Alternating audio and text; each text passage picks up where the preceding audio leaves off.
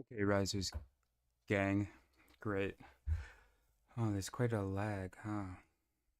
All right. So here's what we're going to be doing today.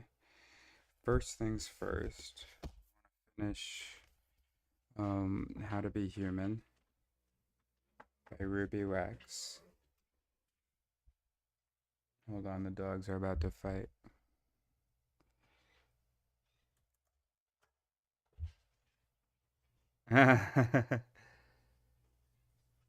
Come here, both of you. Neo, come here. Good boy, Abbott.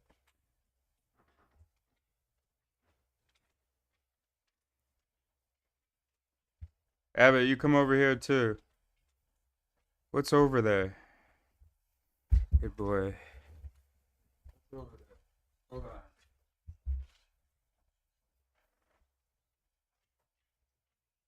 Okay. I don't know what you did. Growling at each other about. There was the cat's tuna. Okay. Um, right. So we're finishing this book. Okay, great. So we've already read. Um, what?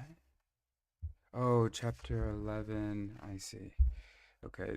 Um, how can I edit the name of? Okay, I'll just have to try to remember to do that later. Okay, so it's actually chapter 10 and chapter 12. Beep.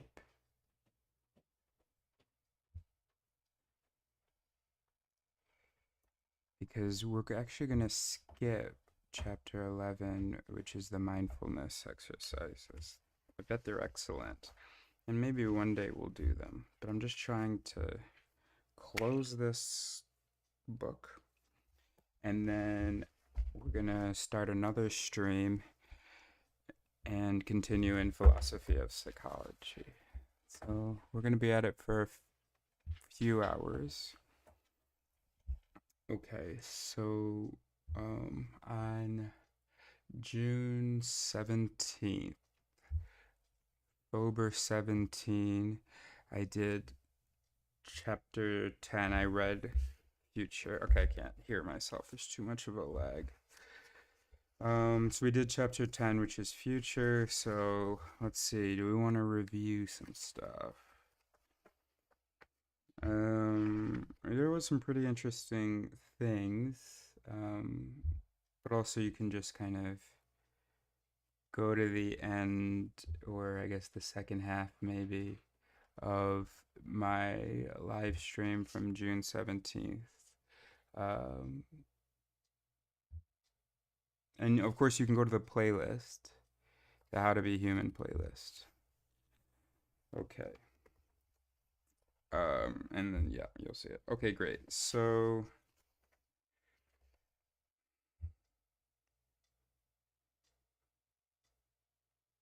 all right, let's just read the conclusion of that chapter, and then we're gonna play the conversation because, as you know, each chapter the author talks about the topic and then talks about the topic with a monk and a neuroscientist. Okay. All right. So, my conclusion, I'm on page 163 of How to Be Human in chapter 10, The Future. My conclusion. The drawback is that we might get so addicted to the next big thing that we lose who we are and end up just being out there, communicating with virtual families and friends. I hope we don't feel too lonely, not being near real flesh and blood humans, but I'm sure there will be some pill to take or some implant to implant if that happens.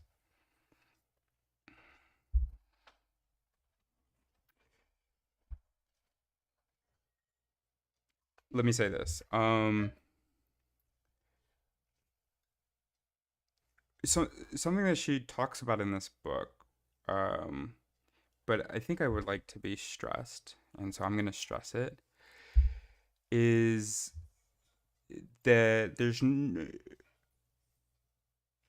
so there's no way for biological brains to keep up with the culture. Okay, um, the laws, the expectations, the behavioral codes, um, the demands of daily life are pretty far removed from what comes naturally to us.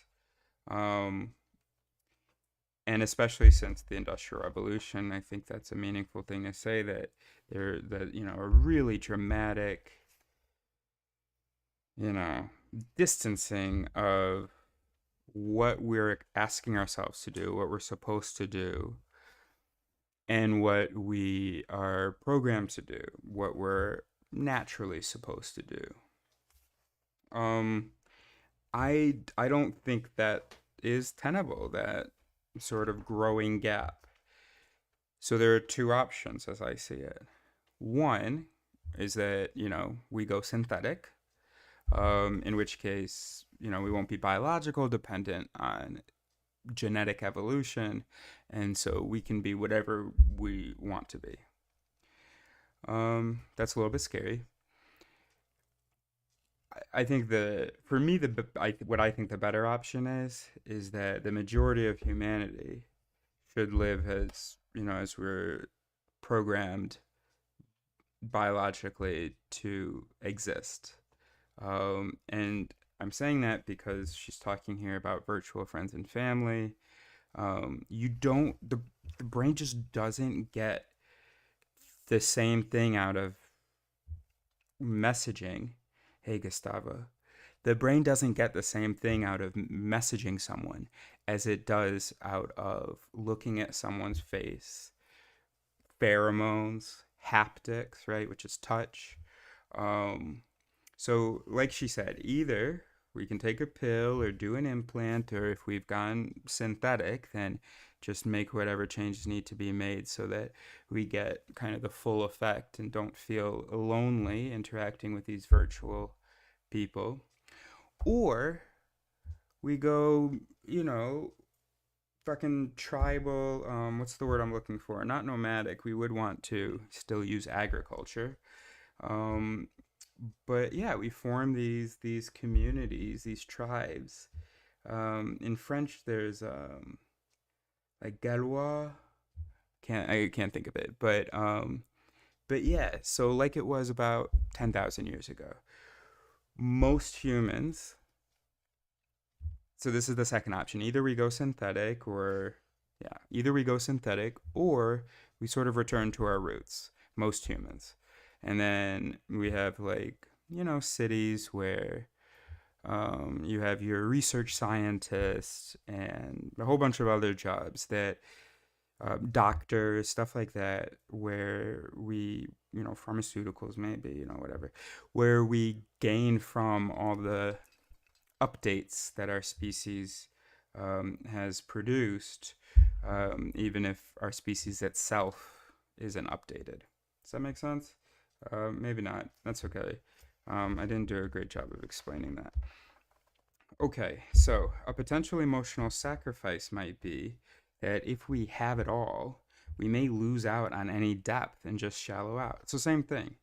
Um, yeah, I think 95% of people, and I would maybe commute, but I would probably want to be one of those people that's out in the woods, living off the land, and living in, a community of like 200 people, etc. Okay, so a potential emotional sacrifice might be that if we have it all, we may lose out on any depth and just shallow out. Unless you experience a little bit of sadness or darkness, you won't be able to feel compassion for anyone else. This also means there will be no literature, because only the dark stuff can be great. No one ever won a Booker Prize for a peppy novel where everyone ends up at a picnic. On the other hand, in the future, there might be a button on your keyboard to delete pain and one to hit for compassion, so problem solved. Let's also hope there's a button marked the present. The present. Otherwise, you'll never be able to taste, smell, hear, or see anything as it's happening live. It will all be recorded on video where nothing is ever as good as the real deal. Also, I hope that in the near future there might be an automatic button on the computer that takes you offline and starts making all the decisions for you, like deciding which events, parties, and meetings you really need to go to, which friends are worth seeing and which are draining you, and tells you honestly what your look should be, taking into consideration your age, weight, and personality. This means you'll have time to have a life and declutter your brain. You can take it easy, and that software, that AI or whatever, will do all the work. That's what I'm looking forward to. Otherwise, we'll continue to be slaves to the digital age. One last thing, and this is the purpose and heart of mindfulness. I hope we'll still have the facility to pay attention, to focus on things we choose to focus on. Once you lose attention, you'll just get dragged from one thought to the next, which will scatter and rattle your mind. Unless we train ourselves to focus intentionally on what we choose to focus on, and hopefully it's things that make us feel good, we'll be in a constant state of distraction and dissatisfaction. All right, now let's hear from the monk, the neuroscientist, and me, meaning her, the woman in the middle, the author. Okay, let's hit it. Ash. I'm Ash. Yeah. Ash, I was talking about osmosis. SEMO. I don't really know, but Okay. definitely not osmosis. Ash, I was talking about SEMO. SEMO. I don't know how to pronounce that, but we have some... I'm so frustrated right there because I don't know what... Oh, so it's Honda's human-like robot. But anyway, she just keeps looking at me for approval. Anyway, I'm not going to interrupt. Honda's human-like robot. Start from the top. Okay. 1, 2, 3, go. Ash, I was talking about a SEMO. Honda's human-like robot. Will robots like that be able to recognize emotions? Yes, in a way. Computers can already be trained to distinguish between facial expressions. You show them lots of photos of people smiling, and they learn what a smile looks like. Then the computer can categorize a smiling face as happy, and now you start to have a system that can recognize emotions. Oh my goodness. Does the robot know the smile means there's a good news? I mean, does it feel happy? That's the trick. Emotional expression can be complicated, and it's hard to cover all the possibilities with a robotic algorithm. With humans, we know that smiling might not always mean happy. There are genuine smiles, fake smiles, and even angry smiles. Well, how do you know a fake one when you see it? I'm smiling at you now, but can you tell underneath you're really getting on my nerves? Can you tell underneath you're really getting on my nerves? Yes, I can tell, because we both feel that way. Oh. We just pick up a vibe from each other. We're sensing many cues we're unaware of. When we have our own emotions, we become aware of our behavior, and that lets us recognize what other people are doing. Computers don't have that lived experience. They're not aware, they just detect. And I can imagine if you're with a robot and it gets it wrong, how you're feeling. That would really piss you off. You read ahead. Yeah, exactly. My mother does that. She calls and tells me that I sound depressed, but I wasn't before I started speaking to her. Ed can't read me either. He just stands there smiling and nodding, but has no idea what I'm saying. I'm telling him I ran over the leaf blower with the car, and he's still smiling and nodding. It's a hard problem, reading emotion, and it's something that humans get wrong all the time. I was reading that the Japanese are also introducing robots for child rearing to help get more women in the workplace. It turns out that the Japanese women are the best educated in the world, but 70% of them leave their jobs after their first child. The government and private funding are investing money in robots so the women can go to work. So, Ash, what are the chances that this chunk of metal can nurture a baby? I mean, what if we suddenly get robot babies? I wouldn't want to breastfeed the Terminator. Would you breastfeed R2D2? Would you? Can't, because in the future, that's what you'll be doing. You know, scientists have been trying to make artificial mothers for a long time. In the 50s and 60s, an American psychologist named Harry Harlow did some amazing work on artificial mothers for monkeys. Harlow's mother monkey was a block of wood covered with sponge and an old towel, with a light bulb on the inside to make it warm. He thought that all a baby monkey needed was food, water, warmth, and something to cling to. I think I would have been better off if my mother was made out of an old towel. She did, however, carry sponges wherever she went in case a microbe of dust was visible to the naked eye. What happened to the monkeys with the sponge mothers? Harlow thought it was a big success because when the babies were frightened, they would cling to the sponge mother for comfort. But when we watch his old videos now, it's clear that the babies were so frightened, they would cling to anything, even a large piece of lettuce. I know how they feel. Yes, when I was brought up by wolves. Turpentine. What's your name? Thrupton. Tupton. Tupton. Just upset because you're cut. Tupton is just upset. Oh, Tupton's just upset because we've cut him out of the conversation. Not at all. So clearly, these artificial parents aren't ideal. But it's a tough one for mothers because exactly at the time it's most crucial to be there for the baby, it's also likely to be a critical time in their career. That's the bitch. There's always this choice between giving up your job or giving up time with your kid. It's a lose-lose. What can the robots offer? Robots can help with tasks around the house and maybe even with child rearing tasks like changing nappies.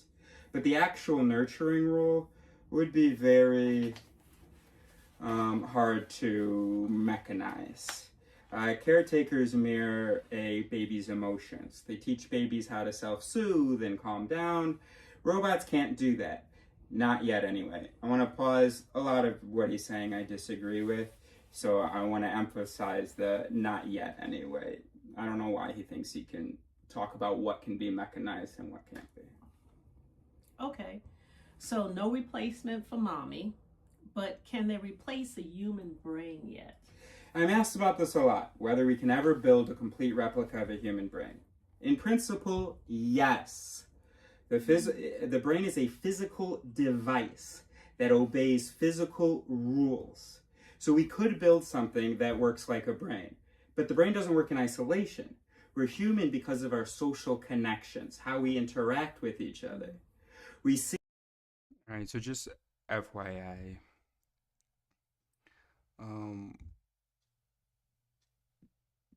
Dad and I, let's say, had up until this day, which was a couple days ago, an ongoing disagreement about the nature of the mind.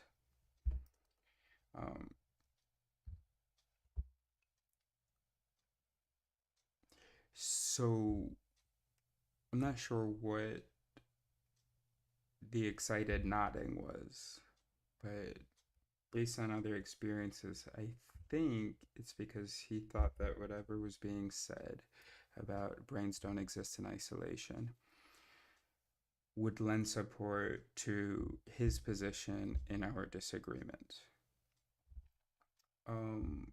He's kind of a closeted dualist, so maybe he thought it was like, there's something else in addition to the brain material.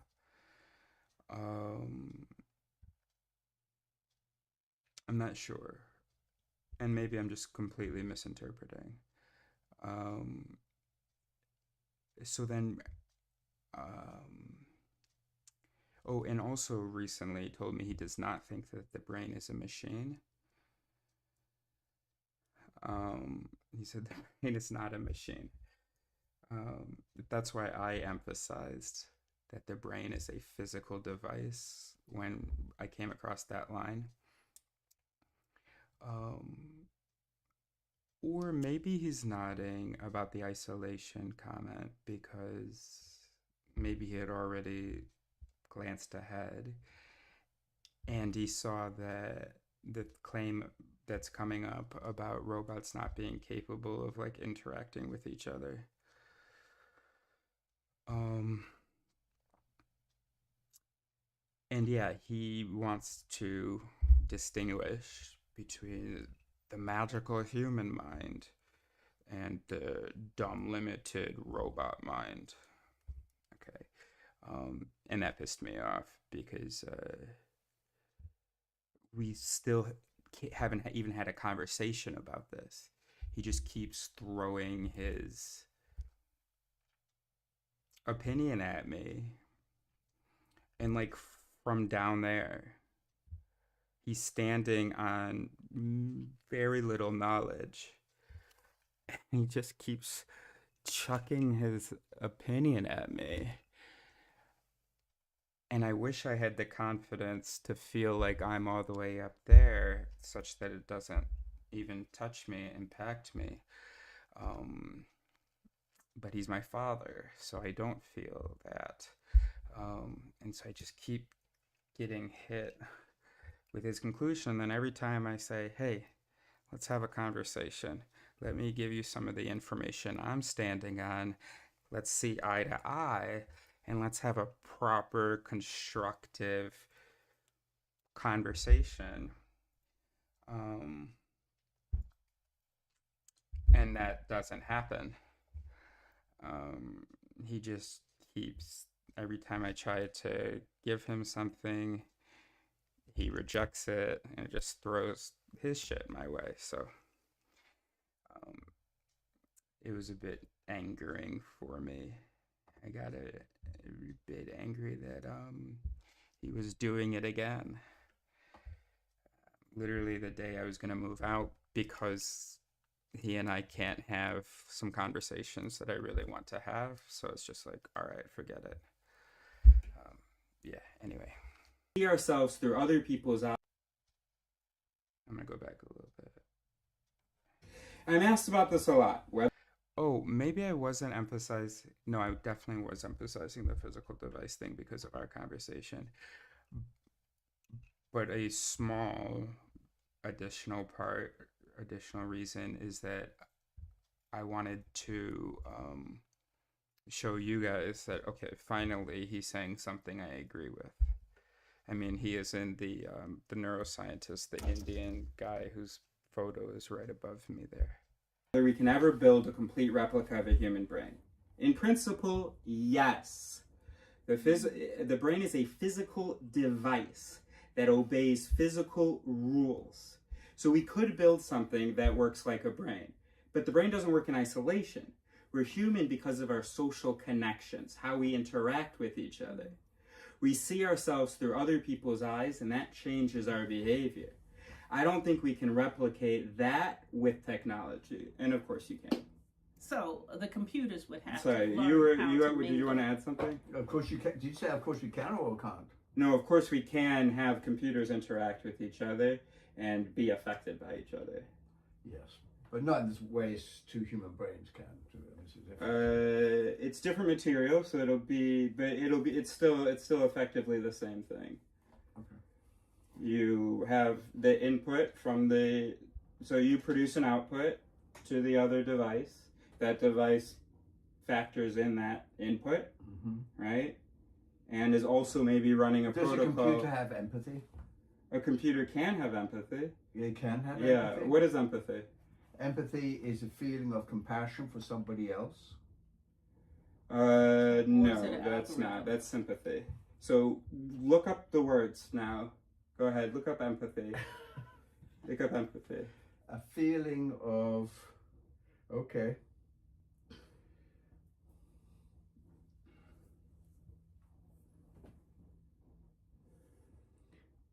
The ability to understand and share the feelings of another. Yeah. So, Correction. Good. thank you. So, can a computer run a simulation of if I had this input that that other computer has, how would my processes unfold? Of course it could. Well, of course, a computer doesn't have feelings, so But it could, how could right? it have feelings? Well, Sad? Could it feel Well, sad? yeah, it could jealous? feel sad. Yeah, it could feel jealous. Yeah. Because if it ran. So the main reason we can't have conversations is because he yells or leads or just enters into these repetitive loops. But also there's stuff like this, right? He's asked me a question. How can a computer have emotions, right? And it's, first of all, already kind of he's trying to make a claim. It's really rhetorical. And as I'm about to answer about computers having feelings, emotions, and so on, yeah, he starts listing emotions. As though I'm starting to answer about emotions, and then he says sadness, and I go, oh, you mean emotions like that? No, never, of course not. It can Like be angry and Yeah, of course it can be angry, yeah. Isn't it like if it ran the same program, the same algorithm, it could come? Yeah, exactly. And then it from just that needs to other have one. sensors, so it would need like a body basically, so that it could have feedback from that body. And then absolutely, their temperature is encoded for you. Okay, it's biologically encoded what that triggers, right? You don't really feel sad. You have a state, a process that unfolds because it's been triggered by the stimuli of sadness. Does that make sense? And so all of that can happen with a device. Let me explain what I meant by you don't really feel sad.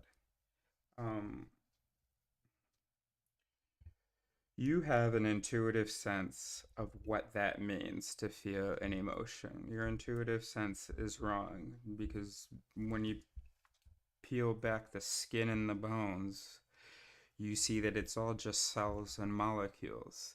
It's not there's no sort of image or material that is going to align with your intuitive sense of feelings and emotions. So when he says that a computer, it's forever impossible for anything other than, I guess, a biological brain or animal, whatever, to experience emotions. When he says that, he's saying, I think, well, what I'm hearing anyway is my intuitive sense of like what emotions are doesn't jive with my sense of what circuits do, what programming, silicon and all that does. That said, his intuitive sense of feeling and emotions also doesn't jive with his sense of what cells do. In fact, I had a cousin on his side of the family who, and you can see this interview in the Sassy playlist. This was in Madrid, 2023 in the fall. And my cousin Matthew says very confidently, well, you can't point at emotion in the brain. You can't, anger isn't in the brain. So then, sorry, Matthew, I went to my dad and I kind of I mocked Matthew. I said, yeah. So he said, you can't, emotion isn't in the brain. And my dad goes, it isn't. Now, I don't think my dad would agree with the statement that emotion isn't in the brain, but he did say in this moment, you can't pointed anger in the brain. And I said, oh, well, I guess it's not like localized to one cell. I mean, it's a network, but if you go like this, you can point to it. And he goes, of course you can't. So, yeah. Made of another material, right? So the brain is a physical device. So there's no need to think, there's no reason to think, unless you can see the future, that another physical device made of silicon or something couldn't do everything obeying the same physical rules. The only thing that makes it difficult to understand is when you think there's an immaterial essence, a ghost in the machine. But yeah, the body and the brain are machines, and everything they're capable of doing, no reason to think that with different material you couldn't reproduce that. So the computers would have to learn how to mingle. Cocktail parties of computers spewing emojis at each other. This sounds like my college reunion. Durpton, what are your thoughts about future technology? You're back in the conversation. Remember, you're a monk, so Well, thank you. So he doesn't know anything about sort of this stuff. Well, I work with some of the biggest technology companies, actually, and when I speak to them, I try to emphasize the need to look at solving the world's problems, not just making tech for the sake of tech. There needs to be a compassionate and ethical motivation. The driverless car, for example, won't be able to make ethical choices. It will just drive to survive. That's a concern. And I think the more we can get mindfulness and compassion, but training into those companies, the better chance there is of them creating a meaningful future for this planet. So, where does the humans and the machine divide? I have a couple of cat teeth and screws in my toes from a bunion operation. If I start replacing other parts on a bigger scale, when do I lose who is the original me? There is no original you. With the normal rate of turnover in bone cells, you create an entirely new skeleton about every 10 years. Every single molecule in every cell of our body gets replaced many, many times over your lifespan. It doesn't matter if we replace our body with cells or with mechanical parts. That's not what makes us who we are. Do you know the paradox of the ship of Theseus? No. Why would I? The paradox was proposed by Plutarch in the 1st century. He describes the wooden ship that the Greek hero Theseus captained. Kept as a memorial in the Athens harbor. Over the years, to preserve the ship, the Athenians replaced all the rotting wood plank by plank, so that eventually not a single plank of the original ship was left. Was this still the ship of Theseus? Aristotle said it was, because the ship was defined by the idea of its identity more than by its materials. Ash, stop showing off like you know Plutarch. All right, don't look at me anymore. We don't really have time. I'll ask you an easier question. If you remove everything like you take me apart, where is the essence of human consciousness? That's the big question everyone wants to know, but I'm not sure I can even say what consciousness is, let alone where it is. When I work in the hospital, I'm just interested in conscious versus coma, and by conscious, all I mean is whether someone can move and respond. I don't get into anything about self-awareness. Well, this is a central question in Buddhism. What is the self?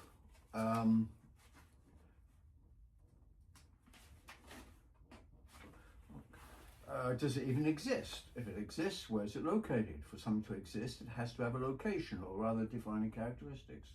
So in meditation, we explore the question, for example, if we were to remove a part of our body, does our self diminish by the corresponding amount? So if I had a full Right, by the way, these people have never heard of a lobotomy. So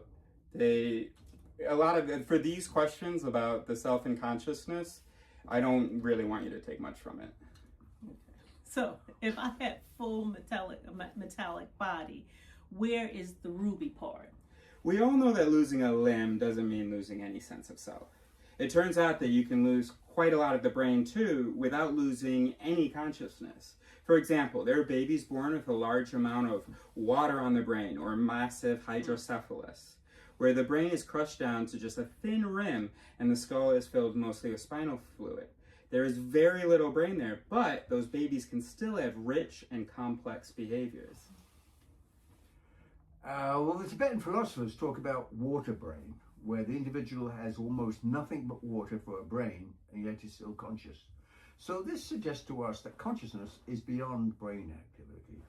So, how do we explain it? Well, we can't, because the mind can't understand itself through concepts. We can't be conscious of what we're not conscious of. Einstein said something like that. You stole that from Einstein. Well, let's say we both say it. We don't believe you can pin consciousness down. And if we're constantly trying to define it, it's not getting us anywhere. Actually, the point of mindfulness is to directly see the illusory nature of our thoughts and the self. Breaking down the illusion of self will free us. My teacher often used to say, don't take yourself so seriously, which can be taken on quite a profound level. People experience this when they meditate. They start to identify less with their thoughts, and they discover an awareness which is beyond their pain, beyond their ideas of self. So, we were talking about the future. So, can we steer the ship back to port? Well, in terms of the future, we keep talking about getting more advanced, but what do we mean? As a species, are we becoming happier, kinder, wiser? What we do now need is to evolve our minds, upgrade the software. Maybe that's why mindfulness is so popular now. I wrote in the chapter on evolution that we evolved to deal with challenges the environment throws up. Technology is part of the evolution because we need to deal with modern challenges. Now, the technology itself is the challenge because it's making our lives more pressurized and it's gotten out of hand. So maybe our next step in evolution is incorporating something like mindfulness. Yes, maybe mindfulness is the next step in our evolution. So what we're saying is we don't need any more thumbs, but we do need a new kind of mind to overcome the damage we've done to the world. Do you think we can actually evolve the minds? I hope so. Well, because we seem to have made ourselves so unhappy, it motivates us to find a solution. In fact, the more messed up we are, the more we're motivated to meditate. Everyone wants a better life. There's a natural search for the solution. We should build better minds, not better missiles. I've become a hippie. Let's light up a joint and celebrate. You'll find. Just a mind learning about itself. Not from the inside, because then it's just going to deceive itself. But from subscribing to this channel is already going to be a better mind. And I didn't really feel like Ruby Wex understood that, which is crazy because I know our title is How to Be Human, the Manual. But I don't think she talked at all about heuristics and biases. But you know what? Okay, I take it back. No, I don't. She gave the mind of the reader a lot of information about itself, which is fantastic. I wanted a bit of an urge. I feel like her main message is being human is hard. Forgive yourself. And maybe she's going to confirm that because she starts her forgiveness chapter explaining why it's the last chapter. Absolutely. Have compassion for yourself. Forgive yourself for not being the angel that we kind of expect ourselves to be. But also find out how you're a fucking demon, bro. Because just learning that will make you a little bit more sensitive. Because you don't want to be a demon, I know that. But you have demonic tendencies in the sense of just the opposite of this rational, perfectly moral angel agent. You have these other really not good instincts, learn about them. Yeah, I kind of wish her book was like, you know, you got some work to do, because I know I called my book How to Be Human, the manual, but it's really just an introduction. Go look at the errors and the harm you're doing every day or committing. Okay, so now we're going to read forgiveness. We're doing that right now. Okay, so we'll let this finish. Okay, flipping to forgiveness. Great. The monk. Just listen to me. Boom. Excellent.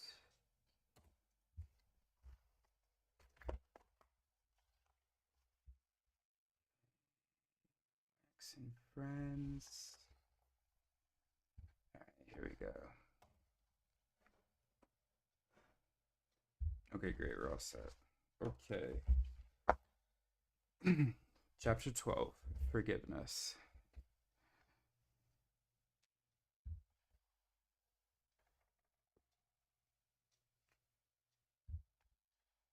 Oh, that's so weird. How does the desk view when I tilt it up? Oh no, of course. Okay. Chapter 12, Forgiveness. I plan to call the last chapter in this book Forgiveness, because to forgive is the most difficult of all human endeavors. One expert on compassion says, forgiveness is the solvent that dissolves the glue that holds our self-righteousness tightly. It softens the feeling of, I am right and you are wrong. When I am able to forgive, I recognize the humanity in others. That's what an uncited, unnamed expert on compassion says. This forgiveness thing is a tough one because it goes against our primitive nature. If we feel that we've been wronged or something is unfair, it's embedded in every cell of our body to seek revenge. And absolutely, sweet, we've got this cutie patootie in the chat. Stick around, sweetheart, we can talk after. This forgiveness thing is a tough one. What I was gonna say is that in this video, it helped to hear the script that you're gonna hear, because I was feeling very slighted by Father, and really a lot of the slight was exaggerated. I mean, like in the way it in-livered, as I say. Because what he actually ex-livered wasn't that bad. I mean, it's just exhausting because it's been a few years, but um, the way it in-livered, I thought it was an attack, and the whole time, I wanted revenge. I wanted, okay. So I guess the point that I was making earlier, so I was wrong about, my guess about why she might have put forgiveness at the end, but this does relate to what we were just talking about, which is that, she's like saying, she's advocating the compassion thing. I want to emphasize in my reading of her book that it's embedded in every cell of our body to seek revenge, that we have these really strong, not great instincts, okay? And those instincts are part of your cognition, not little nuisances. They're part of it. So even when you think you're being rational and so on, well, even your rationality is instinctive. Okay, in a sense. Obviously, it's like a spectrum of how nuanced. But anyway, we're not gonna get into it right now. We got other shit to do, right? So let's hurry up and read this. Okay. All right. So I guess we're gonna try to do this in like 45 minutes. Okay. So when I am able to forgive, I recognize the humanity in others. This forgiveness thing is a tough one because it goes against our primitive nature. That's what I was doing, holding it that This forgiveness thing is a tough one because it goes against our primitive nature. If we feel that we've been wronged or something is unfair, it's embedded in every cell of our body to seek revenge. In every film, book, or play you'll ever see with a bad guy in it, people will want him hurt and hurt bad. Phrases like hang 'em high and I'll be back ring in our ears far longer than have a nice day. I was getting nowhere trying to write this chapter because forgiveness is not really in my CV. Coincidentally, which is how my life runs, at around the same time I got a phone call from the makers of Who Do You Think You Are during the making of.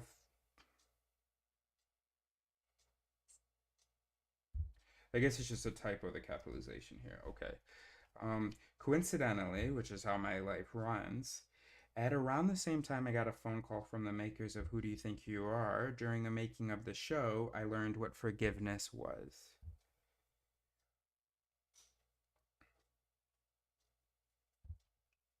Section Who Do You Think You Are? After my mother died, I found an old leather suitcase in the attic that she must have brought to America with her when she escaped from Vienna. It was full of hundreds of letters and photos. I had no idea who any in them was.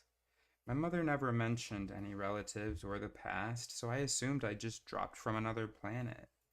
I knew we had distant relatives somewhere because they were the ones who got my mother out of Austria, but there was never any mention of direct ones.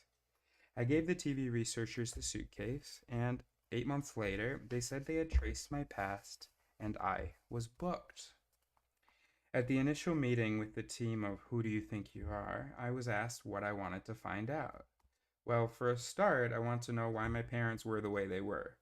Was it because of the war, World War II, or would they both have had mental problems anyway? I also wanted to know why I've always felt so haunted. Even though my parents never said a word about what happened, I used to wake up most mornings with a sense that World War III was about to break out. Our doorbell sounded like an air raid siren, and I'd come down with my hands up in surrender mode every time it rang. As a kid, I built up rations to hide in my homemade air raid shelter in our basement. I collected cherries from trees and canned food to fill my bunker. I thought the Russians were coming over the horizon to kill us all. In reality, we lived on. Oh, right, because of the Cold War. Right, okay. I thought the Russians were coming over the horizon to kill us all. Because she's Jewish, and so obviously the Russians were friends for her parents. But, okay, right. I thought the Russians were coming over the horizon to kill us all. In reality, we lived on Lake Michigan and Wisconsin was on the other side. I used binoculars every day to spot battleships. With this kind of inbuilt paranoia, I'd want to know if it was my imagination or were my parents as weird as I thought. They told me I was a fantasist, and I was the one that was mad. Their job was to straighten me out. Oh, they told me I was a fantasist, and I was the one that was mad. And their job was to straighten me out. I wrote about them in my first book, How Do You Want Me, which Carrie Fisher helped edit. She said it was almost as dark as her background, and in the darkness stakes, that's as complimentary as you can get. She said it was almost as dark as her background, and in the darkness stakes, that's as complimentary as you can get. On the other hand, they did boost my career with the great material I got from their fantastically surreal lines, which I didn't even have to edit. I wrote down exactly what came out of their mouths and used it for many of my shows. Our dog once ate a small sock of mine. My mother waited until it came out his other end, washed it, and put it back in my drawer. When I asked why, she belted, "People are starving in Bavaria." My father, equally strange, wrote his will, which I found when he was very old. It said I'd only get 35% of what he was leaving when I turned 45 because he thought I'd be insane by 50 or a heroin addict. By the time I was 75, I'd finally get the rest of the cash. He used to say, "Who's gonna marry you? Your behind is as big as a house." I think he was subtly informing me he didn't hold out much hope for me. His pet name for me was Sad Sack. He once said, "Of all the millions of people, why would they choose Ruby Wax?" This was his response when I told him I had got a job in a mini series for NBC in America. He later told me, "I called them, and they said they never heard of you." He had called the reception desk at NBC. It felt like they were bringing the Second World War into our kitchen. Every day the battle lines were drawn in the breakfast nook, and we'd lob lethal verbal grenades at each other. With my background, I could only have ended up as a criminal or a comedian. She's a comedian. With my background, I could have only ended up as a criminal or a comedian. But no one has cracked the whip to succeed as hard as me on me. I probably did it to prove to my father, even after his death, that I wasn't the failure he had predicted I was going to be. In a sense, my parents were my inspiration and my hyperdrive to make good. So I think you can see why I was curious to find out how they ended up the way they did and who they really were. So then it's like a diary of her, of like 9 days on this "Who Do You Think You Are" show, which I don't know what it is, but I think we understand based on context, and you can Google it. Okay, so day one, 28 June. Oh, another piece of information about her.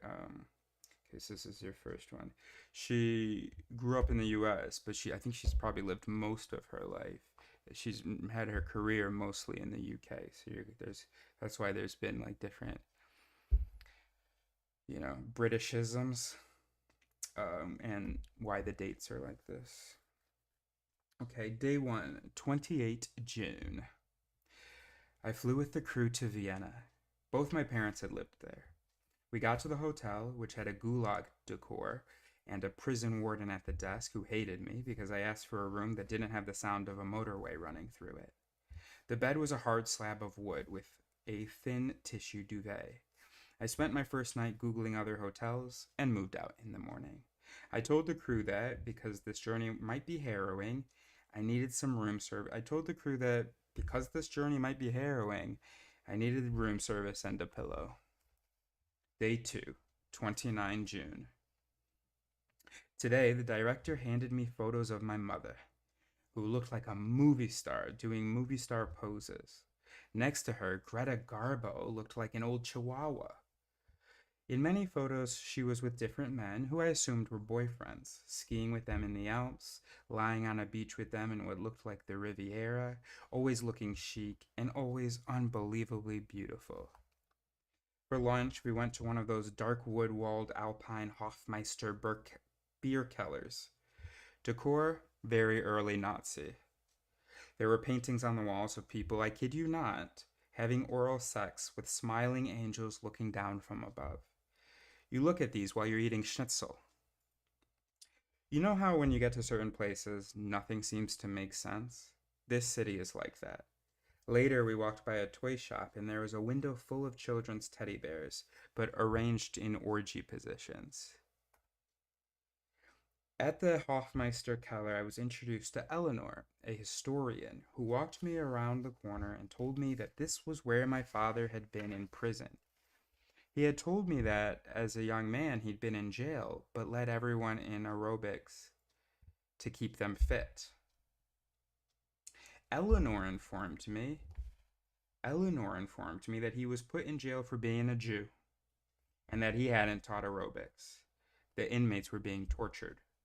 The Nazis were making them all jump like rabbits. The older ones would fall over and the guards would beat and humiliate them. She said that maybe because my father was young, he'd been able to keep up with the jumping. Then she handed me a postcard my mother had written to my father while he was in prison. My mother told him to be careful and brave because he hadn't done anything wrong, and that she cried each day thinking about where he was.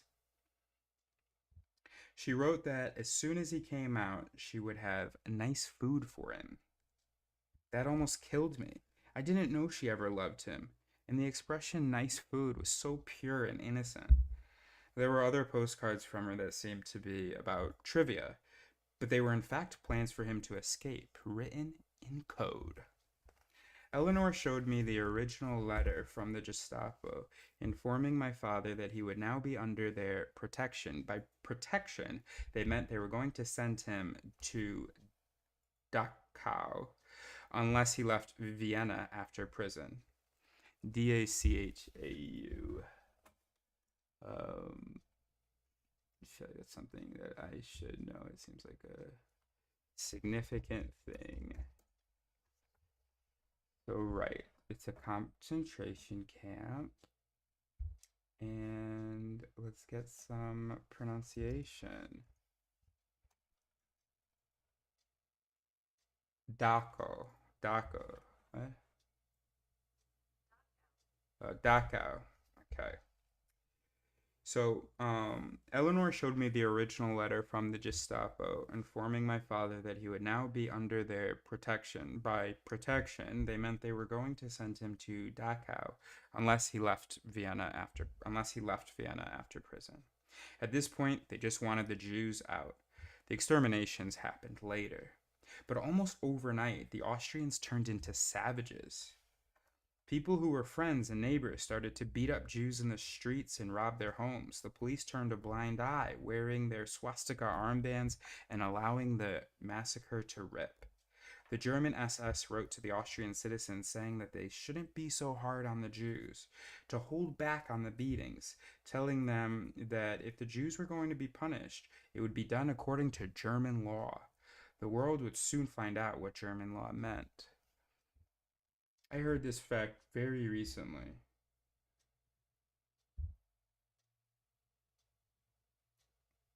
Hey, cutie patootie in the chat. Were you with me when I heard this this fact recently about the Austrians being worse than the Germans? If so, drop a messy about where we learned that. Okay, day 3. Oh no. According to German law, the world would soon find out what German law meant. Day 3. Oh, maybe it's in the script in this chapter. We'll see. Okay, day 3, 30 June. I was taken to the flat where my father and his mother lived in the 30s. It had impressively large rooms, high ceilings, and overlooked the canal. Clearly, the job of intestine merchant was a money spinner. Maybe I forgot to mention it, but that was once my father's job description, and he took that talent with him to the US. I always tried to glam it up, saying he was a fashion designer for hot dogs. Anyway, there was definitely money in guts. In 1938, the Nazis knocked on the door and took him off to jail. When I was in the house, I looked out of the back window to see if he could have made an escape, but it was too high up. The historian I met there told me how my father had escaped to America. When he got out of jail, after the Gestapo kindly told him for his protection to leave Vienna immediately or go directly to Dachau, my father bought a plane ticket to Belgium. In 1938, the ticket cost the equivalent of £2,000 today. So where did he get all that money at a time when it was rare for even the rich to fly? No one knows. When he arrived in Belgium, they wouldn't let him in until he could prove he had money in a Belgian bank to show that he could support himself. He did. How he managed to get money into a foreign bank is also a mystery. And the biggest jaw dropper of all was that with only 2 weeks to go before the Nazis took over Belgium and started rounding up the Jews, my father stowed away on a ship going to New York. This, the historian said, was a 1 in a million shot. How did he get on the ship, and how did he get off when it was impossible to get into America without proper papers, and at a time when America was no longer allowing entry to Jews? It seems my father sold guts and had guts. I'm very proud because it seems the rest of the family had the same chutzpah. His brother Martin and their mother got to Cuba and then America. His brother Carl went to Martinique and then to the US. His sister went to London and then to the US. His father deserted the family when he was young, so no one knows what happened to him. Before my father left for Belgium, he quickly married my mother, who was 24 at the time. I have the photo. They look like a couple straight out of a film. Another specialist took me to the synagogue where they married. The synagogue was no longer there, it was just an empty space between buildings, like a missing tooth. I learned something else I wasn't aware of. My mother was in Austria for Kristallnacht. It's usually translated as the night of breaking glass, a night when the Nazis went wild, burning down thousands of Jewish homes and most of the synagogues. Lucky for her, shortly afterwards, she received a letter from her distant relatives, the Hamburgers, and a month after Kristallnacht, she set sail to Chicago. Kristallnacht.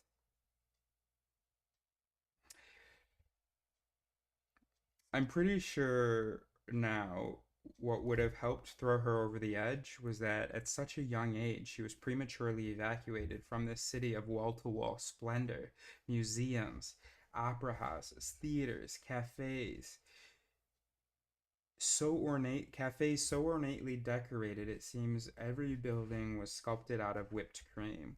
So I just realized that she's been talking about Vienna because this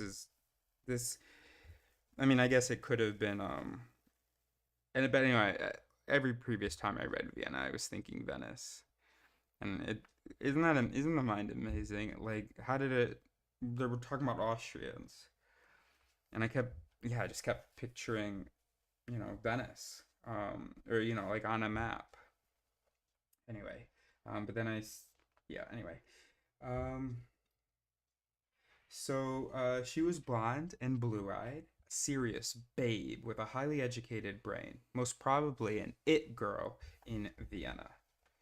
If my mother had just mentioned what had happened to her and how she felt, I would have understood and forgiven her for her hysterical fits of rage. Maybe she was trying to protect me. Maybe she was too traumatized. Or maybe she simply didn't think I had the capacity for compassion. Well, here's what I think it was. Your mother also didn't have compassion for herself.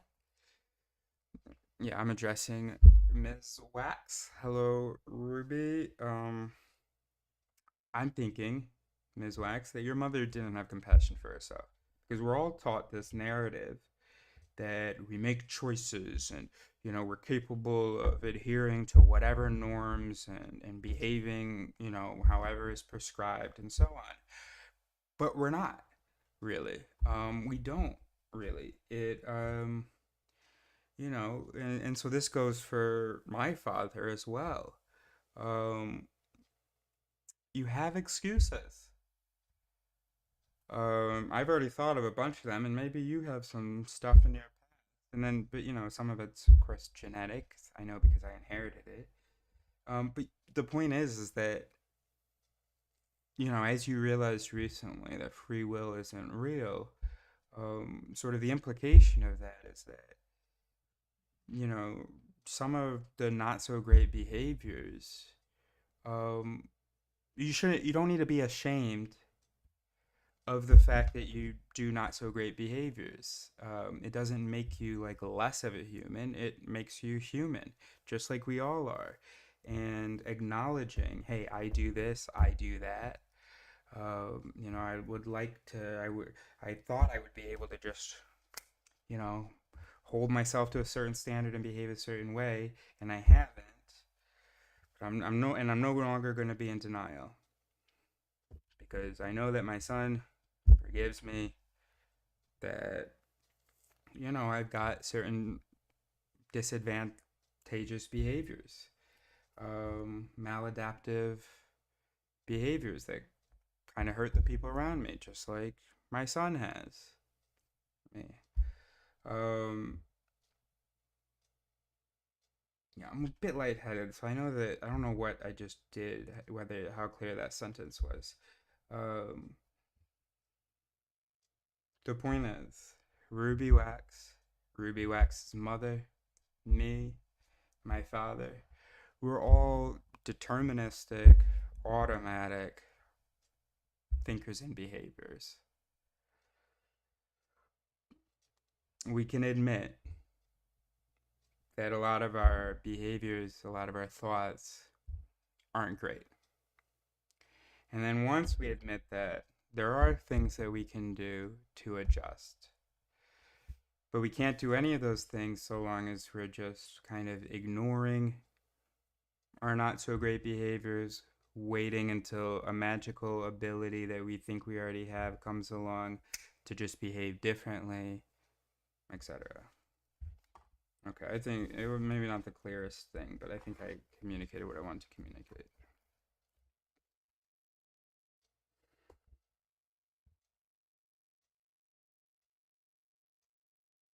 I don't think that your mother, now I'm talking to the author again, I don't think that your mother thought that these, that what had happened to her and how she felt justified or were excuses for her behavior.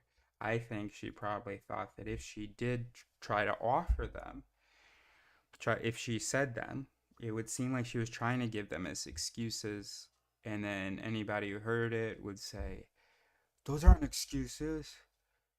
You're a human soul. You have the power to you have free will. You have the power to make choices, and regardless of what happened to you, today's a new day, so behave a certain way. Just do it."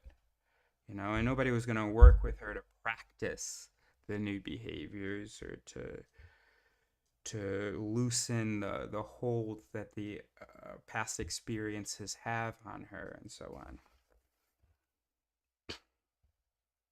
And then my dad, coming from English British culture of there's a certain way to be and no excuse for not being that thing. I think it's a similar situation. Day 4, 1 July. In the morning, we stood outside the door where my mother's aunt, Gabrielle, her nickname was Ella, and her husband, Solomon, had lived. I had no idea I had a great aunt. I was met by a historian called Doran, an expert on the Jewish community in Vienna in the 30s and 40s. A sign on the door read, "Dentist." Doran told me that Ella and her husband had also been dentists and showed me letters addressing my mother as Golden Birtle, and sending 1,000 kisses, thanking her for her affidavit from America. My mother had already escaped. Doran told me that Ella and her husband had also been dentists and showed me letters addressing my mother as Golden Birtle and sending 1,000 kisses, thanking her for her affidavit from America. My mother had already escaped. Doran also told me that when a friend or a neighbor would come to a house and say they were going on a long trip, everyone knew what it meant. They meant they were going to commit suicide. No one tried to stop them. If they did commit suicide, the family who were left were punished.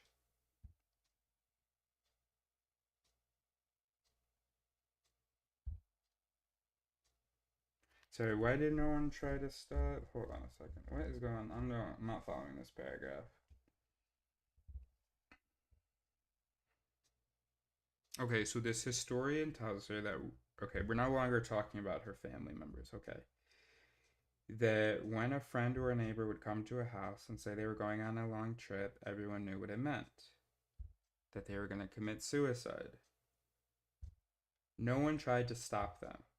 If they did commit suicide, the family who were left were punished. Okay, I don't know what to do with that.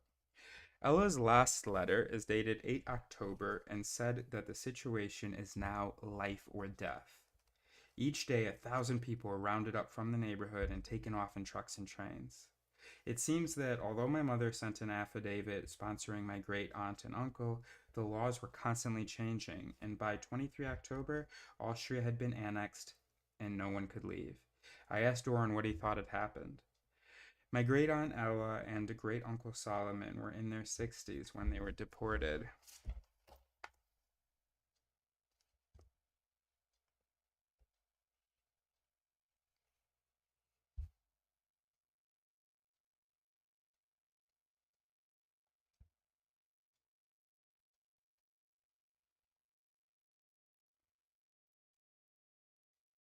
My great aunt Ella and great uncle Solomon were in their 60s when they were deported. Doran wouldn't tell me what happened to Solomon and Ella, but said I'd find out the next day. It was like a macabre it was like a macabre cliffhanger. After we filmed the scene, I wanted to switch my mind to something else, so I went online shopping and didn't get offline until 4 a.m. I didn't stop until I had purchased almost every shoe in a size 38 from around the globe, even ones I didn't want. Day 5, 2 July.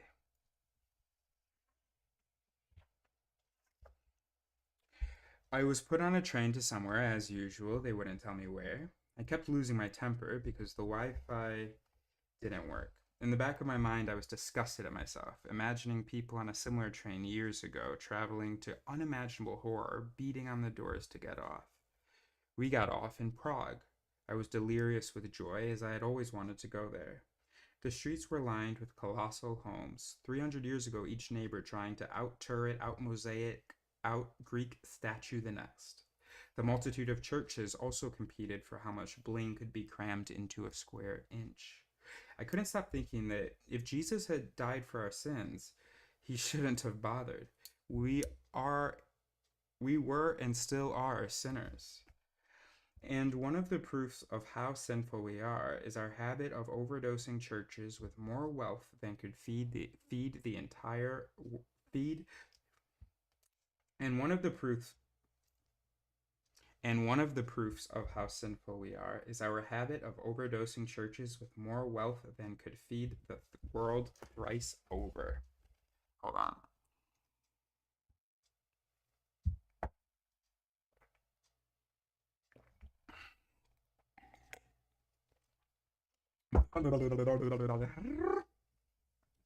I couldn't stop thinking about that speech Hamlet does in the play about him. I love this speech. What a piece of work is a man! How noble in reason, how infinite in faculty, in form and moving, how express and admirable. And yet to me, what is this quintessence of dust? Man delights, not me. What a piece of work is man! How noble in reason, how infinite in faculty. Because that really is how man sees himself. In form and moving, how express and admirable. In form and moving, how express and admirable. And yet to me, what is this quintessence of dust? Man delights, not me. Okay, I also love this speech, I think, if I understood it.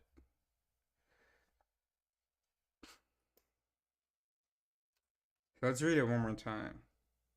What a piece of work is man! How noble in reason, how infinite in faculty, in form and moving, how express and admirable. And yet to me, what is this quintessence of dust? Man delights, not me. Day 6, 3 July. The following day, the smile I had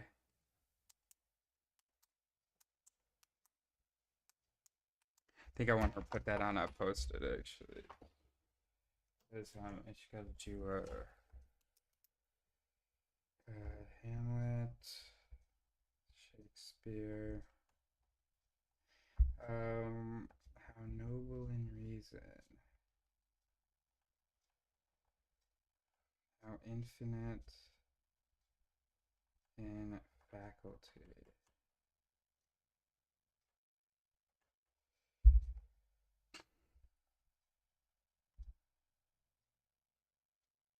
Yet quintessence of dust. I think I can use this in one of the papers I want to write this year. Man delights, not me.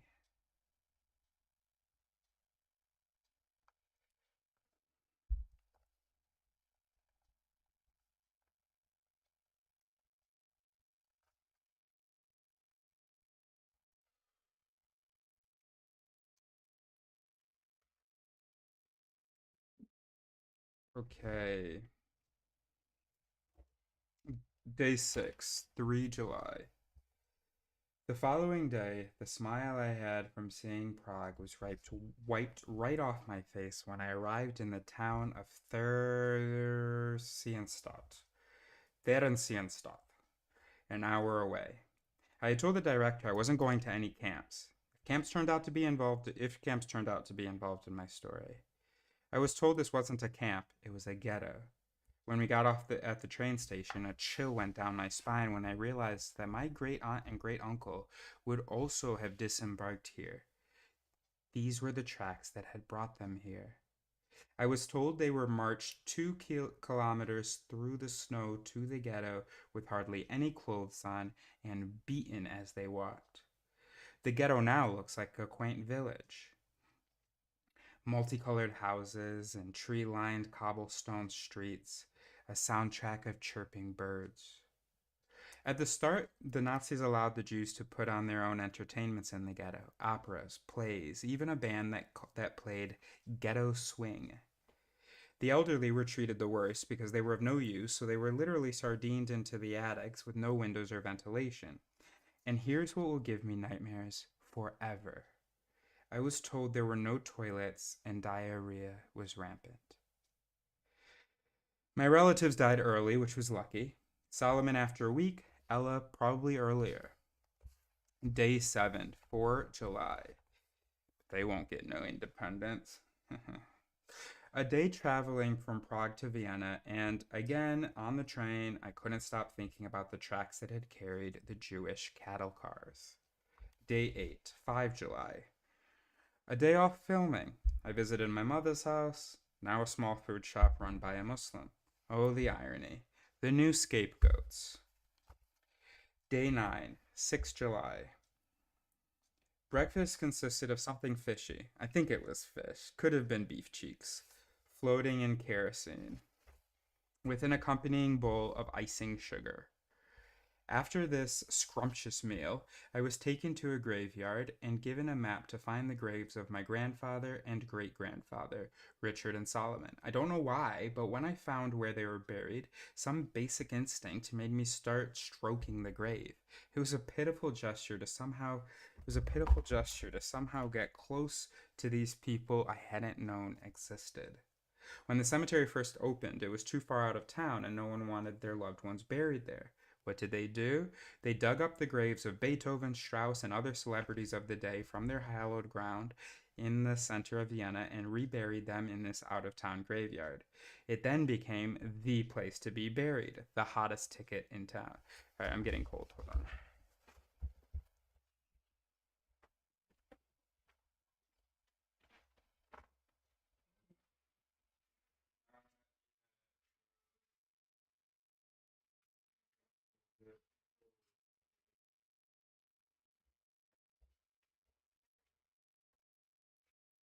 Oh, jacket's right here.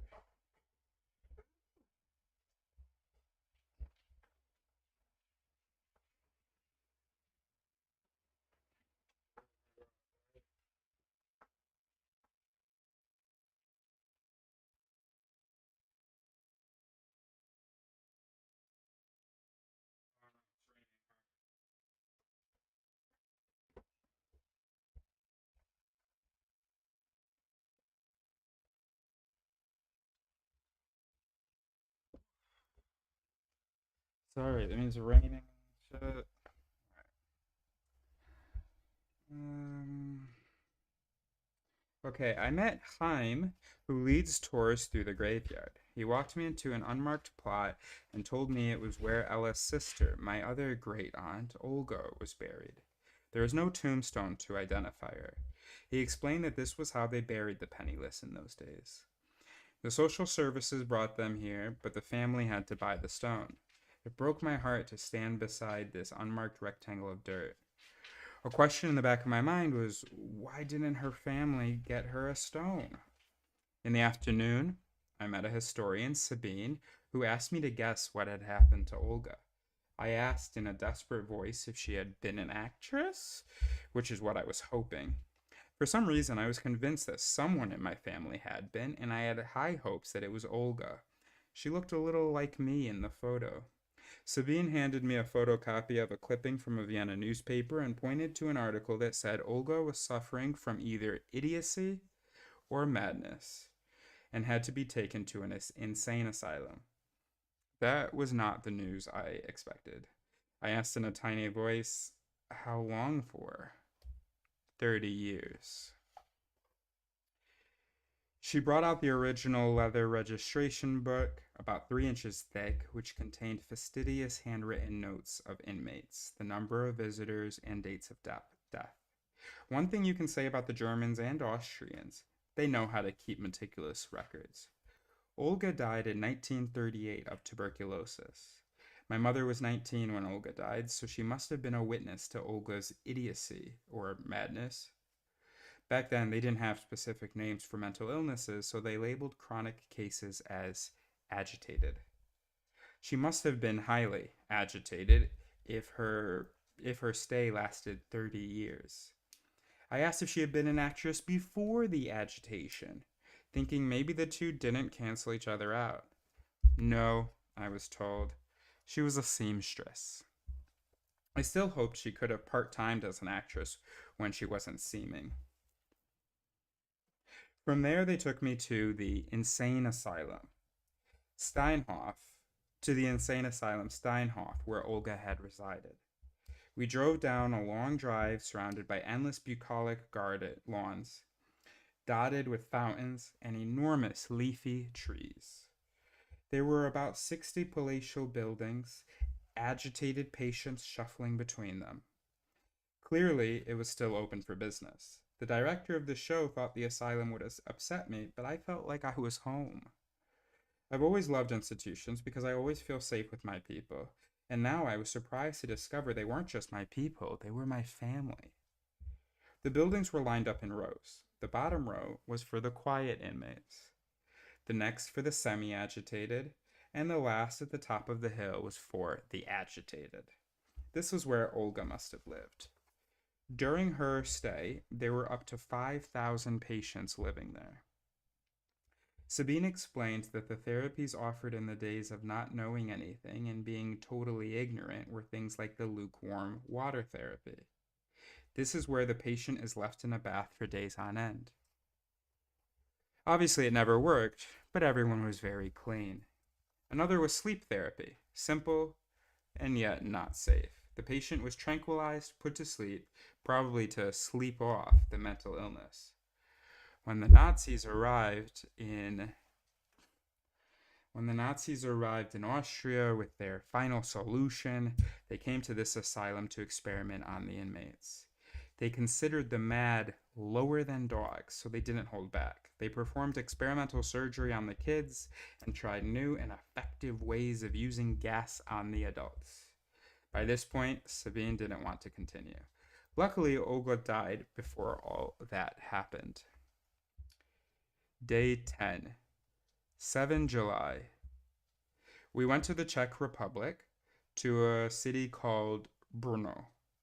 I'm going to give it 0 points for charm. I went to a building that held the archives for the area. I'm now so used to archives I can start doing reviews, comparing the decor of the filing cabinets and their dust. The archivist slid a very fat, weather-beaten journal under my nose, opened the book, and pointed to the name Berta Goldman, my great-great-aunt. My mother's name is Berta, so she must have been named after her. I asked again in my desperate, sad voice, "Was she an actress?" I was told to read out the name on the book cover. She gave me a translation. It read, Brno Insane Asylum, 1883 to 1902. I thought, is this kismet that I end up working in mental health, fighting the stigma of insanity, and now it appears my family tree is rife with it? It's strange that I was so fascinated by mental illness starting around age 13 when I had no idea that either my mother or I were ill.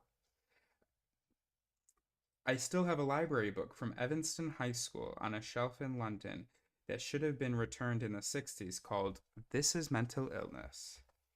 I must owe over $1 million in late fees.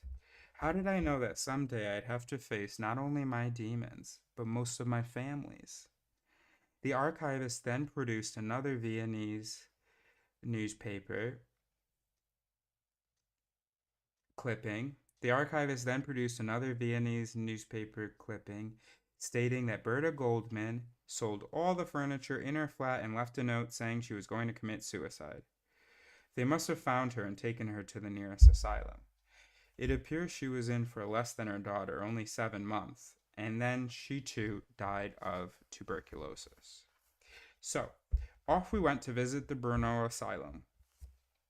Down a long drive leading to a magnificent neoclassical building painted a soft yellow surrounded by undulating emerald lawns and bumbling and burbling fountains. It's also, like Olga's residence, a working mental institution, now holding about 1,000 patients, but I was told by my director that we couldn't film any of them, so I cut off to the cafeteria to mingle. Language is not a barrier when bonding with my fellow mentally ill people. A girl, Ava, with bipolar, and I became inseparable. She spoke enough English for me to understand that she was on a manic high. That's why, can't you see that? That's why she was walking with ski poles. She was moving so fast she couldn't keep up with herself. Everything is free here, and the nursing staff seemed kind and attentive. How bizarre that, compared to the UK, where there are hardly any beds for mentally ill people who need help, here they have thousands. The buildings are impressive. In the early 1900s, the Austrian government wanted to show the world how well they could care for their insane. That was before most of the population of Austria and Germany became more insane than anyone who ever walked these corridors. No, bro. I hate that line. No. No. No. What happened in Nazi Europe was fucking normal. This is not people who had hallucinations or delusions. I mean, any more than a neurotypical brain is ready to have. I mean, come on. You have your authorities, and it sounds like the people around you saying, we've got to root out the enemy. You see that your country is in shambles because of World War I. And there's in the normal brain, there's a mechanism going, who can I blame? When your authority tells you you can blame the Jews, and it seems like and then we start, okay, I'm a little bit willing to blame the Jews. Oh, you're also a little bit willing. I'm a little bit more willing now. You're also a little bit. I'm getting. Should we? Let's fucking kill these motherfucking. I was gonna use a slur, but I decided not to. Um, that's like such a missed fucking opportunity. That being human is being prone to being a Nazi, bro. Is being, one friend group and difficult situation away from being a Nazi. That's what it fucking means to be human. So, really hate that.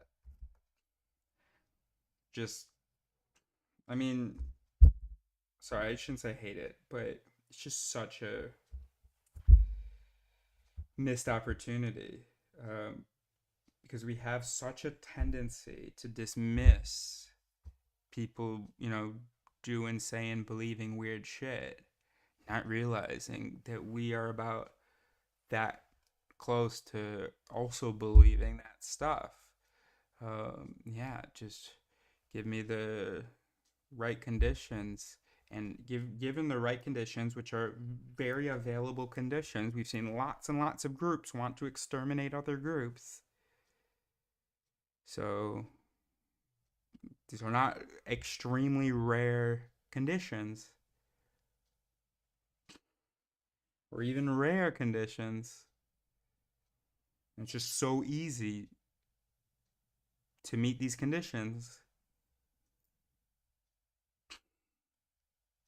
Dang. That's disappointing.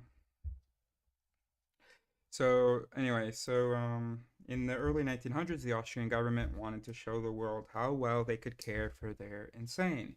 That was before most of the population of Austria and Germany became more insane than anyone who ever walked these corridors. Big thumbs down to that sentence. I actually felt relieved to know that Berta had ended up here after her suicide note was found. I don't know why, but I felt proud of Berta and Olga. Olga had no tombstone, and no one knew where Berta was buried. I lay on the lawn and decided I would buy a tombstone for Olga and Berta and engrave the words, "They were great women. I'm very proud of them." Oh my gosh. Did that have the effect on you that it had on me? Wow. I thought they were probably wonderful women and that in the right circumstances, they could have been actresses. I just lay face down on the grass. I didn't want to leave. Last day, day 11, 8 July. I woke up feeling calmer than ever. My body and mind felt easy.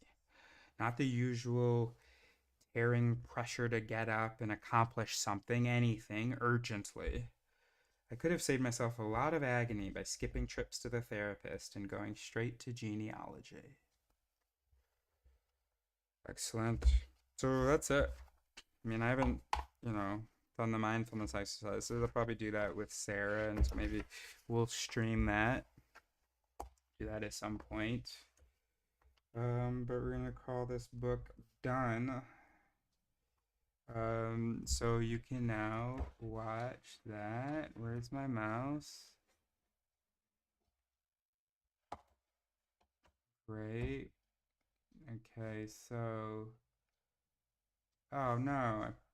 Oh no, I didn't change the title. Oopsies. Well, I have been reading chapter 12.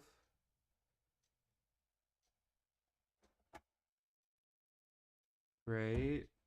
Let's put the neuroscientist, the author, and the monk on screen.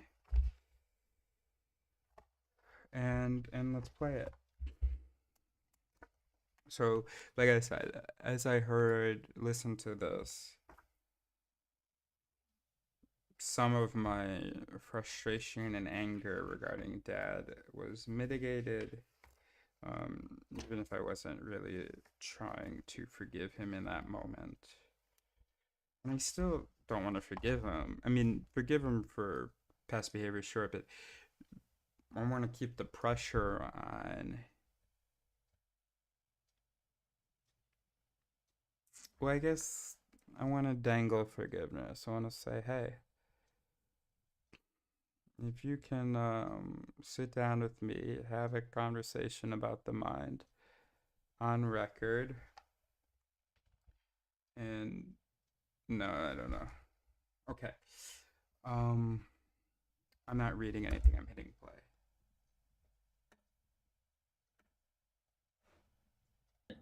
Which I can understand because I can. Oh, I want to be able to hear it too. Monitor and output. Can potentially do something about the suffering.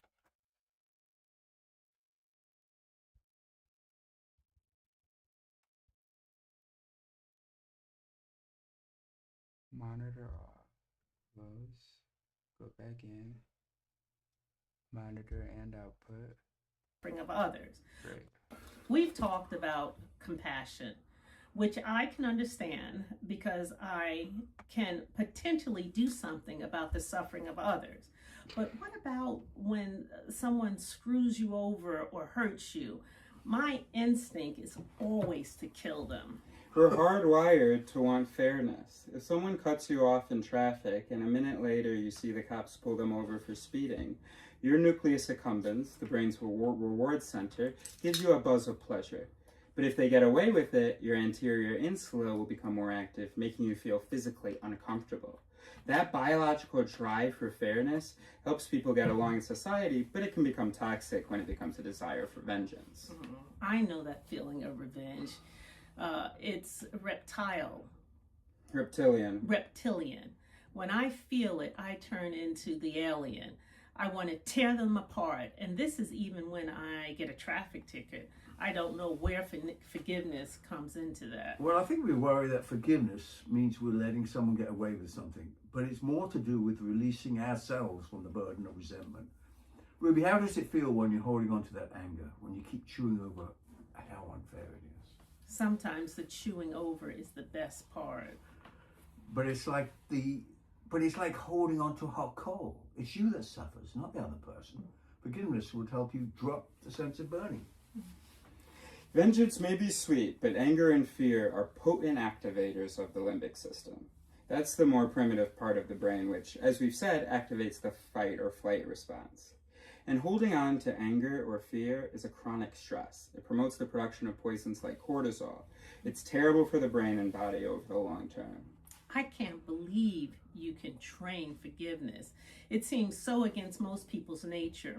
What happens to an eye for an eye? What happened to an eye for an eye? Well, the problem with an eye for an eye is that everyone ends up blind. The cycle of revenge never ends. In mindfulness training, there's a step-by-step approach. The first step is to recognize that anger is a toxin and that forgiveness reduces it. The second step is realizing that your enemy is giving you an opportunity to develop a skill. It's like this person is putting weights on your barbell, helping you get bigger muscles. They're an ally in your mindfulness development. The third step is understanding the pain that's driving the other person's action. This involves developing compassion and wisdom. So what happens in your brain when you decide to forgive someone? The brain has to do two things in forgiveness. First, it has to temporarily suppress the feeling of anger that's happening, mainly in the right dorsolateral prefrontal cortex, the brain region that puts the brakes on cognition. Then there's a network between the frontal cortex and the parietal cortex that updates your perceptions. That allows you to let go of your rigid view of blame, and the anger and stress can dissipate. I always have a motto. I should wear the t-shirt.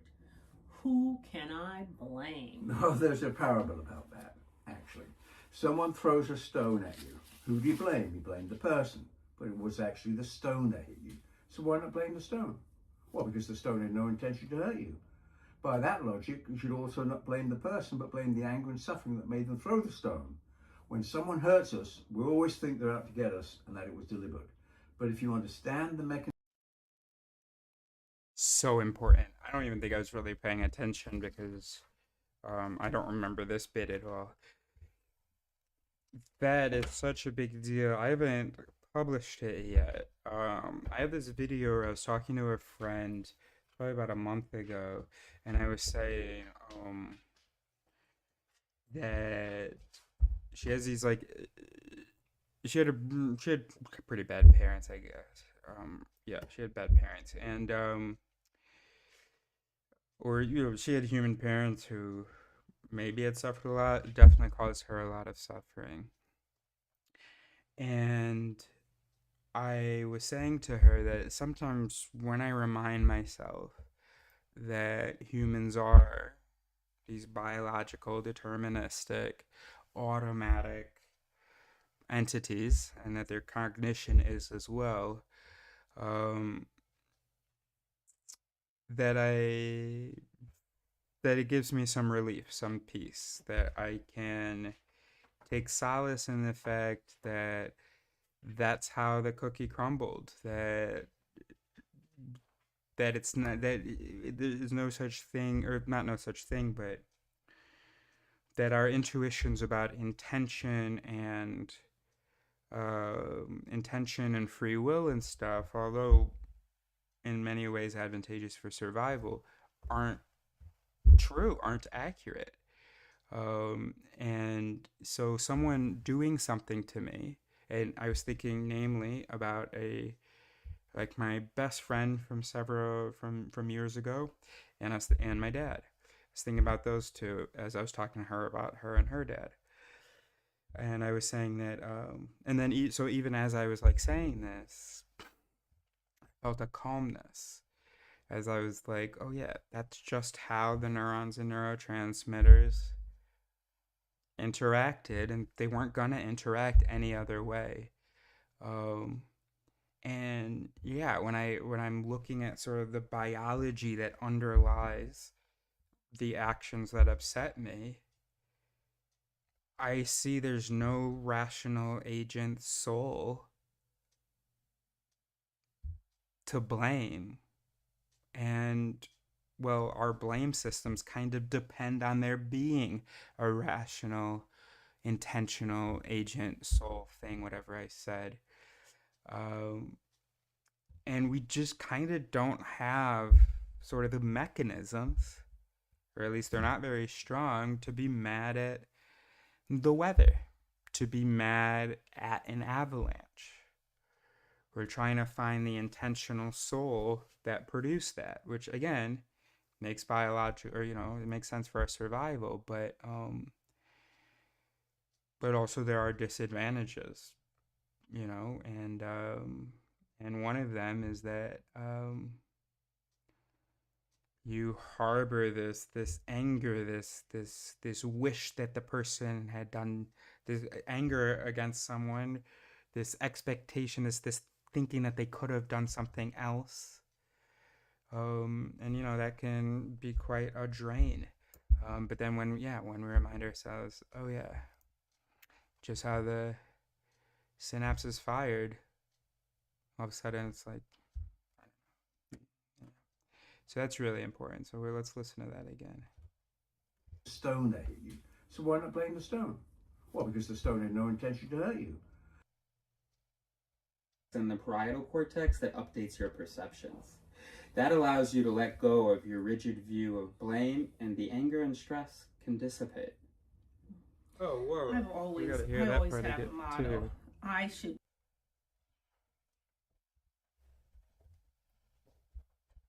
Yeah, this whole time I'm just kind of mad at Dad, feeling a bit silly because we're reading this thing about forgiveness and how,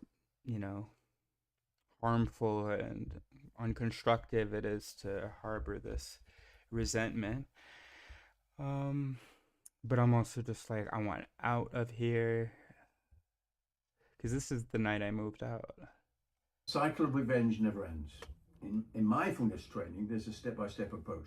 The first step is to recognize that anger is a toxin and that forgiveness reduces it. The second step is realizing that your enemy is giving you an opportunity to develop a skill. It's like this person is putting weights on your barbell, helping you get bigger muscles. They're an ally in your mindfulness development. The third step is understanding the pain that's driving the other person's action. This involves developing compassion and wisdom. So what happens in your brain when you decide to forgive someone? The brain has to do two things in forgiveness. First, it has to temporarily suppress the feeling of anger that's happening, mainly in the right dorsolateral prefrontal cortex, the brain region that puts the brakes on cognition. Mm-hmm. Then there's a network between the frontal cortex and the parietal cortex that updates your perceptions. That allows you to let go of your rigid view of blame, and the anger and stress can dissipate. One more skill. It's like this. First step is to recognize that anger is a toxin and that forgiveness reduces it. The second step is realizing that your enemy is giving you an opportunity to develop a skill. Great. So I don't want to call you my enemy, but thank you, Dad. Indeed. Yeah, just yesterday, the day before, I was talking to my therapist about some resentments that I'm holding on to regarding you and how I want to be able to reframe and stuff. And he gave me, oh no, I guess we were talking about something else, but you definitely came up. And he gave me this cool thing called Outrap. So I'm not gonna try to figure out how to pull it up, but Google it, viewers and Ed. Where is it? Here it is. So, how to self-validate: observe, say I am feeling blank, understand. This makes sense because blank. Thank you for. Like, I guess you're thanking the feeling. Replace. Instead of feeling, I am going to feel problem solve. My emotion is telling me that I need to, so I am going to This is www.don'tmindmeblog.com. It's like this person is putting weights on your barbell, helping you get bigger muscles. They're an ally in your mindfulness development. The third step is understanding the pain that's driving the other person's action. This involves developing compassion and wisdom. So, what happens in your brain when you decide to forgive someone? The brain has to do two things in forgiveness. First, it has to temporarily suppress the feeling of anger that's happening, mainly in the right dorsolateral prefrontal cortex, the brain region that puts the brakes on cognition. Then there's a network between the frontal cortex and the parietal cortex that updates your perceptions. That allows you to let go of your rigid view of blame, and the anger and stress can dissipate. I always have a motto. I should wear the t-shirt, "Who can I blame?" No, there's a parable about that, actually. Someone throws a stone at you. Who do you blame? You blame the person, but it was actually the stone that hit you. So why not blame the stone? Well, because the stone had no intention to hurt you. By that logic, you should also not blame the person, but blame the anger and suffering that made them throw the stone. When someone hurts us, we always think they're out to get us and that it was deliberate. But if you understand the mechanism of the human mind, you know that people lose control and do and say things they don't intend when they're in pain. What happens if the person really is an asshole and deserves to be punished? Maybe the guy does deserve to be punished, but your desire to punish him will make you miserable. As long as your limbic cortex... So that was I think that was a dumb question. You can at once have suffered, because of the suffering in your past, be causing suffering in the present, and still deserve punishment. Like, there's an explanation for all asshole behavior. It doesn't mean that it's not worthwhile discouraging it, deterring, maybe with punishment. So all of that, but then I guess there's another layer, which is that I don't think people deserve punishment. That's going to soon be an outdated notion. Look up David Eagleman, Forward Thinking Justice or something. Forward something justice. Cortex is hyperactive, your stress levels will be high. Be punished. And that it was deliberate. But if you understand the mechanism of the human mind, you know that people lose control and do and say things they don't intend when they're in pain. Oh, for the record, I don't think my dad is really trying to cause the angst that he's causing. But even still, even if I don't think that it's intentional, there's still a feeling but he could do differently. And of course we evolved this way, right? That if we think that someone could do differently, then to be angry, because then that anger might cause them to do differently. That's part of the relational dynamic. But my anger hasn't caused him to do differently, so I might as well acknowledge the truth that he couldn't have done differently. I mean, I guess he has a bit differently. But anyway, the anger is not fixed it. I also have tried compassion. Like, Dad, hey, buddy, let's, talk about this stuff. But I just got dismissed,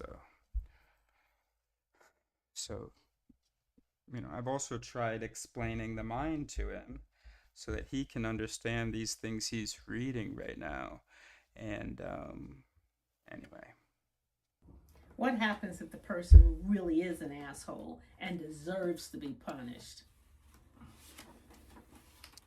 Maybe the guy does deserve to be punished, but your desire to punish him will make you miserable. As long as your limbic cortex is hyperactive, your stress levels will be high.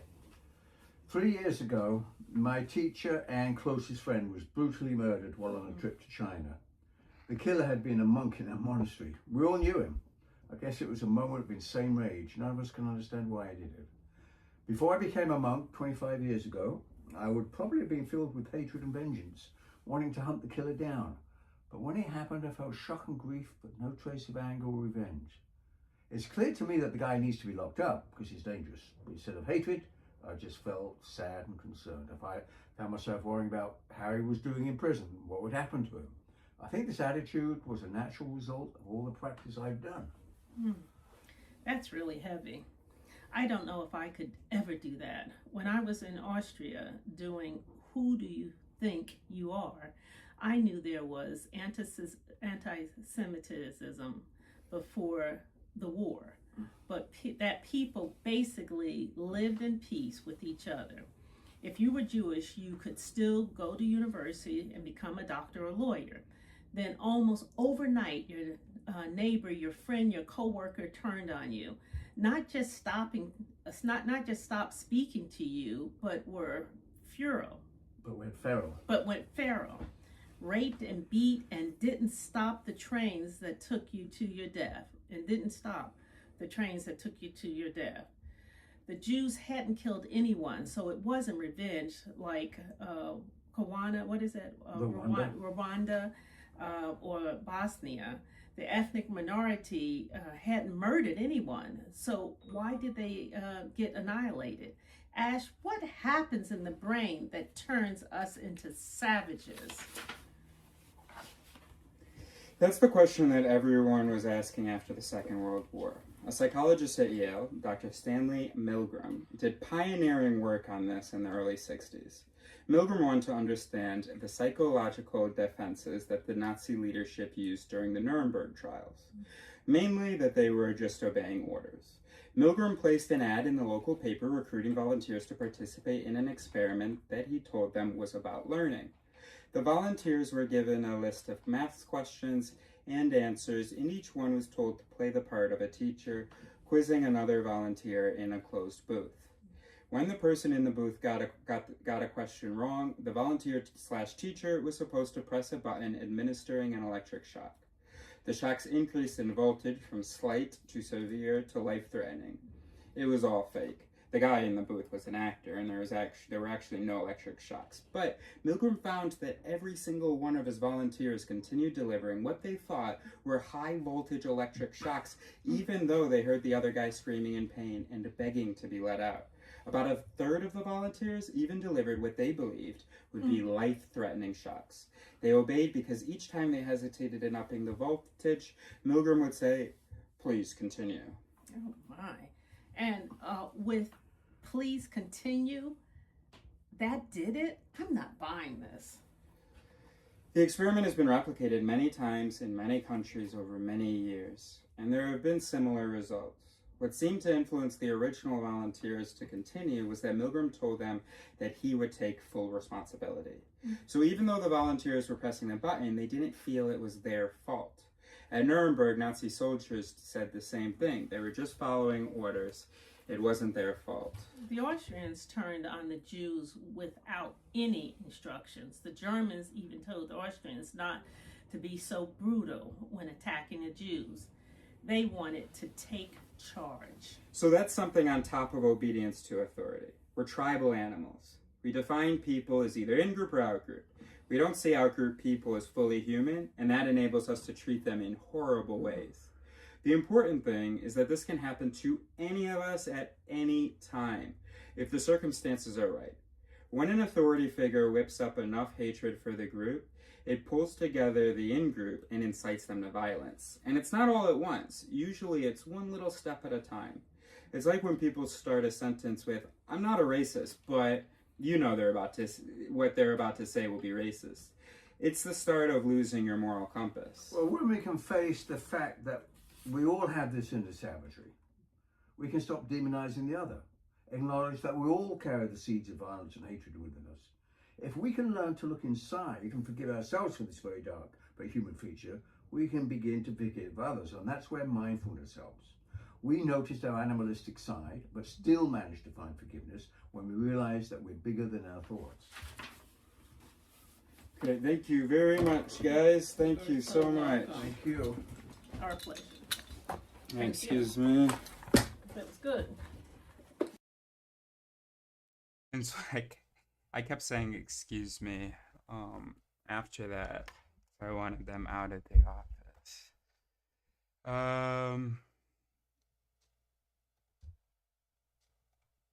I was heated.